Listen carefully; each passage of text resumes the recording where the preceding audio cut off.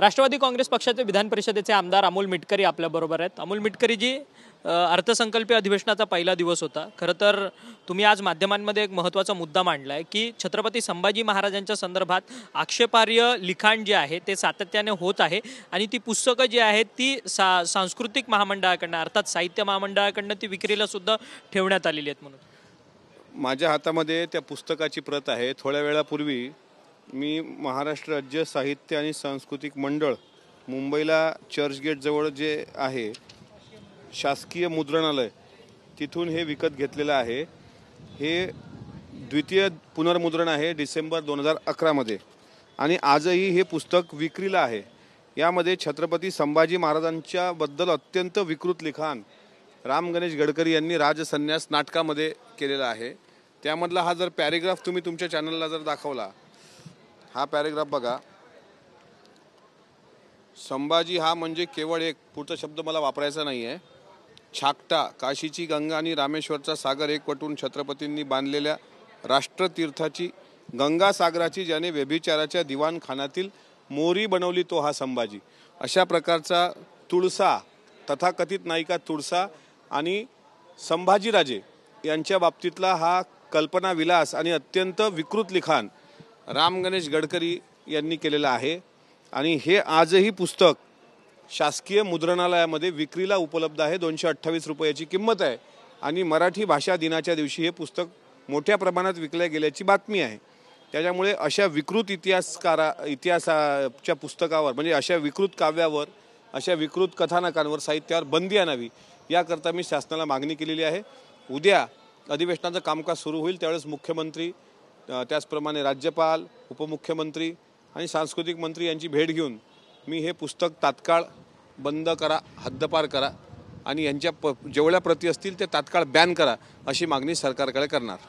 खरं तर सातत्याने महापुरुषांचा अपमान जो होताना पाहायला मिळतोय, राहुल सोलापूरकर, प्रशांत कोरटकर, त्यानंतर आज इथे विधान भवनामध्ये अर्थसंकल्पीय अधिवेशनाचा पहिला दिवस होता। अबू आझमी जे समाजवादी पक्षाचे प्रदेशाध्यक्ष आहेत, आमदार आहेत, त्यांच्याकडनं देखील खरं तर एक वक्तव्य समोर आलंय की औरंगजेब हा चांगला कुशल प्रशासक होता असं त्यांनी एक वक्तव्य केलं। इथं राहुल सोलापूरकर यांनी शिवाजी महाराजांच्या बद्दल केलेलं आक्षेपार्ह विधान, प्रशांत कोरटकरांनी शिवाजी महाराज शंभूराजांबद्दल केलेलं आक्षेपार्ह विधान आणि औरंगजेब एक उत्तम प्रशासक होता हे अबू आझमींनी केलेलं विधान, हे तिन्ही विधानं जवळपास सारखी आहेत। अबू असीम आझमी या सभागृहाचे सदस्य आहेत विधिमंडळाचे। त्यांच्याकडे उत्तम प्रशासक म्हणून जर ते औरंगजेबाकडे पाहत असतील तर औरंगजेब नावाच्या उत्तम प्रशासकांनी त्याचा भाऊ दारा शुकोह याला विष घालून मारलं, स्वतःच्या आईवडिलाला मारलं। पवित्र रमजानचा महिना सुरू आहे आणि जर त्यांना खरंच रमजानचे उपवास असतील आपल्या अबू आझमींना तर त्यांनी औरंगजेबाची काळी कारकीर्द एकदा बघावी। औरंगजेब बादशाहांनी ज्या प्रकारे क्रूर पद्धतीने मारला आणि जेवढा आम्ही इस्लाम धर्माची शिकवण वाचली त्यामध्ये आईवडिलांचा सन्मान करा, भावाचा सन्मान करा असं शिकवलेलं आहे इतर धर्माप्रमाणे। आणि जर आईवडिलाशी दगाफटका करणारा व्यक्ती जर यांना कुशल प्रशासक वाटत असेल तर मला यांच्याही बुद्धीची कीव येते। त्यांनी तात्काळ त्यांचं विधान मागं घ्यावं। औरंगजेब हा प्रशासक होता, तो क्रूर प्रशासक होता या मताचे आम्ही आहोत। आणि औरंगजेबाने संभाजी महाराजांना ज्या पद्धतीने हालाल करून मारलं त्यामुळे औरंगजेबाचं कुठलाही मुस्लिम समर्थन करत नाही। मुस्लिमांनी औरंगजेबाचं समर्थन केलं असतं तर मुलाची नावं औरंगजेब ठेवली असती। मग आम्ही अबू आझमींना विचारतो, तुम्ही नातवंडाची नावं ठेवता का औरंगजेब? अशा प्रकारे त्यांनी वादात उगाच काहीतरी उडी घेण्याचा प्रयत्न करू नये। औरंगजेब हा क्रूर कर्मा होता आणि त्याची प्रतिमा क्रूर कर्मा म्हणूनच राहणार। परंतु आता सगळी म्हणजे महापुरुषांच्या संदर्भात सातत्याने ही अनेक अपमानकारक वक्तव्य येतात आहेत। या सगळ्या संदर्भात महाराष्ट्र शासनाने एक कडक कायदा करण्याची यापुढे खरं तर गरज आहे का असं तुम्हाला वाटतं का? कारण की नामदेव ढसाळ कोण आहे असं सेन्सॉर बोर्ड एकीकडे विचारतं, छत्रपती शिवाजी महाराज, संभाजी महाराजांबद्दल अपमानकारक वक्तव्य केली जातात। 100% शासनाने तसा कडक कायदा केला पाहिजे। शासन तसा कडक कायदा करेल। महाराष्ट्राचे मुख्यमंत्री त्याबद्दल अत्यंत जागरूक आणि तितके संवेदनशील आहेत, कारण विकिपीडियावर चुकीचा मजकूर जो शंभूराजांबद्दल आला होता तो त्यांनी तात्काळ हटवला, गुगलवरचा हटवला। मात्र कोरटकर, सोलापूरकर अशी जी काही विकृती आहे यांच्यावर चाप बसण्याकरता एक कडक कायदा शासनाने याच अधिवेशनामध्ये आणावा, त्याकरता मी पूर्ण मागणी सभागृहामध्ये करणार आहे। आणि मला विश्वास आहे की महाराष्ट्र सरकार त्या मागणीची पूर्तता करून लवकरच असा कडक कायदा आणेल जसा शक्ती कायदा पारित होतो आहे असं मला कळतंय, म्हणजे मेघना बोर्डीकरांचं मी स्टेटमेंट ऐकलं की शक्ती कायदा लवकरच त्याची अंमलबजावणी होईल, मग ते जेणेकरून स्त्रियांवरील अत्याचाराला चाप बसेल. त्याच पद्धतीचा कडक कायदा हा जो आहे महापुरुषांचा अवमान करणारा, मग कोणी भामटा जर उद्या काही बरळला, सोलापूरकर असेल किंवा कोरटकर असेल याच्यासारखा, तर त्याला तात्काळ जेरबंद करून देशद्रोहासारखा गुन्हा त्याच्यावर दाखल व्हावा आणि त्याला त्याची जामीनसुद्धा लवकर होऊ नये असा कायदा शासनाने करावा, अशी मागणी माझी राहील. खरं तर राष्ट्रवादी काँग्रेस शरद पवार यांच्या पक्षामध्ये जे आमदार आहेत रोहित पवार कर्जत जामखेडचे, ते नाराज आहेत. त्यांनी स्वतःहून आपली नाराजी जी आहे ती आज बोलून दाखवली की मी पक्षामध्ये नाराज आहे, विरोधी पक्ष स्वतःची भूमिका घेऊन लढत नाही आहे, असं त्यांचं थेट मत आहे. हे त्यांचं मत आहे, मी काय बोलणार. जहा नाही चैना वहा नाही राही ना, तर काय बोलायचं. त्याच्यामुळं शेवटी त्यांच्या पक्षाचा जो प्रश्न आहे, मी राष्ट्रवादी काँग्रेस पक्षाचा एक कार्यकर्ता आहे आणि राष्ट्रवादी काँग्रेस पक्षामध्ये मी माझ्या पक्षाची भूमिका मांडत असतो आणि दुसरा कोण काय बोलतो याबद्दल मला काही घेणदेण नाही. परंतु त्यांनी एक सूचक असं ट्विट केलेलं होतं 2 दिवसांपूर्वी की स्वकीयांकडनंच घात सातत्याने होतात आहेत. म्हणजे छत्रपती संभाजी महाराज असतील, छत्रपती शिवाजी महाराज असतील, यांचा स्वकीयाकडनंच घात झालेला आहे, त्यामुळे स्वकीयांकडनं सांभाळून राहणं गरजेचं आहे, असं त्यांनी एक सूचक वक्तव्य केलेलं होतं. जसं संभाजीराजांना कवी कलश धाडसाने ती 2 नावं सांगतो चित्रपटामध्ये, गणोजी शिर्के आणि आणखी त्यांचे बंधू, तसं मग जर तुम्ही खरंच संभाजी महाराजांचे अनुयायी ठरता तर धाडसानं ती 2 नावं सांगावीत ना. स्वकीयांची नावं त्यांनी सांगावीत की कोणत्या स्वकीयाकडून धोका आहे हे सांगावं, नाही तर आम्ही सांगतो, पण आम्हाला काही बंधन आहेत. पण ते जे स्वकीय आहेत त्यांची नावं जर त्यांनी उघड केली तर आम्ही म्हणू का तुम्हाला शिवाजी महाराजचं नाव घेण्याचा अधिकार आहे.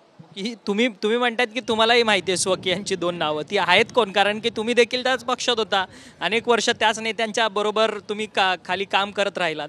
आता ती 2 नावं कोण आहेत? त्या दोन्ही नेत्यांना माहीत आहे की संबंधित ट्विट करणाऱ्या व्यक्तीचा रोख कुणाकडे आहे. सध्या मी काही बोलत नाही, पण जे काही त्यांनी खंत व्यक्त केलेली आहे ती 2 महान नेत्यांबद्दल त्यांच्या पक्षातली आहे.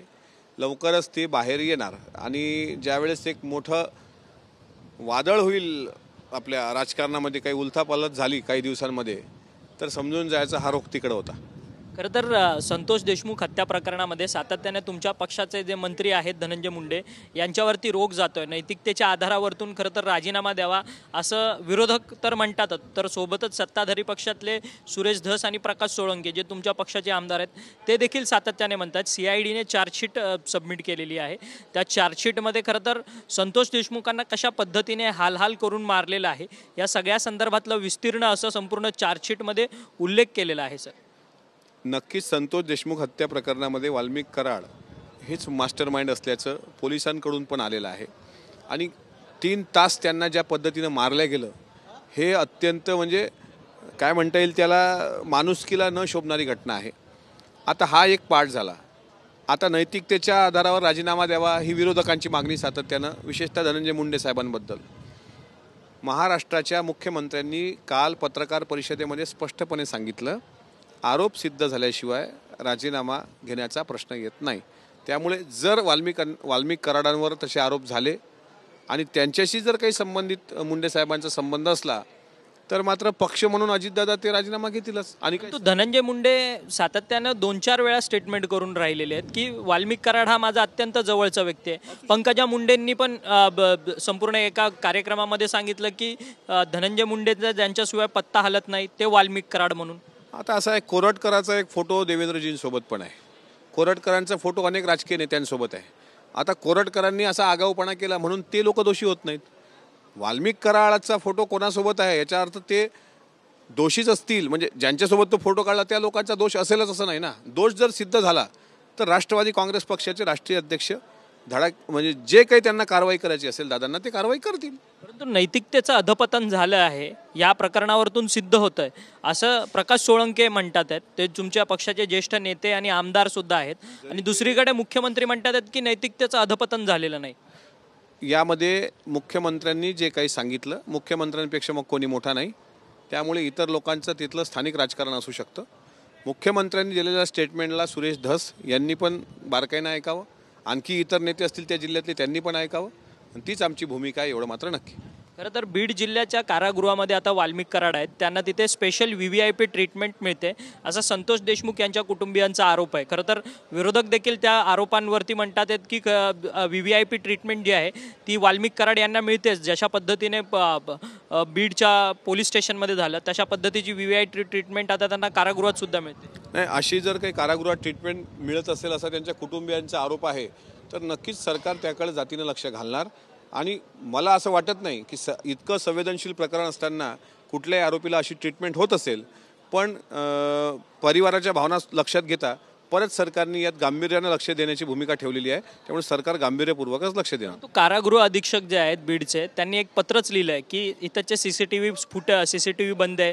CCTV फुटेजचं बॅकअपची जी लाईन आहे, केबल वायर आहे, ती पण कुठेतरी जळालेली आहे. अशा पद्धतीचं पत्रच त्यांनी प्रशासनाला लिहिलेलं आहे. किती गांभीर्यपूर्वक आहे, कारण की एखादा आरोपी तिथं जेलमध्ये आणि तिथंची CCTV सिस्टमच बंद आहे. नाही, हे एक गोष्ट लक्षात घेतली पाहिजे. जर त्यांनी पत्र लिहिलं असेल तर हे बघा, गृहमंत्री म्हणून देवेंद्र फडणवीस साहेब हे सक्षम आहेत. त्यामुळे या गोष्टी ज्या तुम्ही सांगितल्या त्यासुद्धा महत्त्वाच्या आहेत आणि त्याची सत्यता तपासून त्यावर योग्य ती कारवाई गृहमंत्री करतील. धन्यवाद, तुम्ही आमच्याशी बातचीत केली. खरं तर अमोल मिटकरी हे राष्ट्रवादी काँग्रेस पक्षाचे विधान परिषदेचे आमदार आहेत. त्यांचं म्हणणं आहे की छत्रपती संभाजी महाराज, शिवाजी महाराज यांच्याविषयी जे अपमानकारक सातत्याने लेख जे आहेत ते पुस्तकातून छापून येतात आहेत, ते सगळ्या पुस्तकांवरती खरं तर बंदी घातली पाहिजे. आणि त्याकरता मी सातत्यानं या अर्थसंकल्पीय अधिवेशनामध्ये पाठपुरावा करणार आहे आणि महापुरुषांबद्दल अपमानकारक वक्तव्य करणाऱ्यांच्या विरोधात एक कडक कायदा जो आहे तो या अधिवेशनामध्ये व्हावा, याकरता ते पूर्णपणे पाठपुरावा करतील असं त्यांचं म्हणणं आहे. आणि त्याचसोबतच धनंजय मुंडे यांच्या राजीनाम्याचा प्रश्न होत नाही, त्यांच्या राजीनाम्याबद्दल मुख्यमंत्र्यांनी आपली स्पष्ट भूमिका ठेवलेली आहे असं देखील ठाम मत त्यांनी आपल्याशी बोलताना व्यक्त केलं आहे. व्हिडिओ जर्नलिस्ट मनीष विचारेसह अक्षय मंकणी, TV9 मराठी, मुंबई.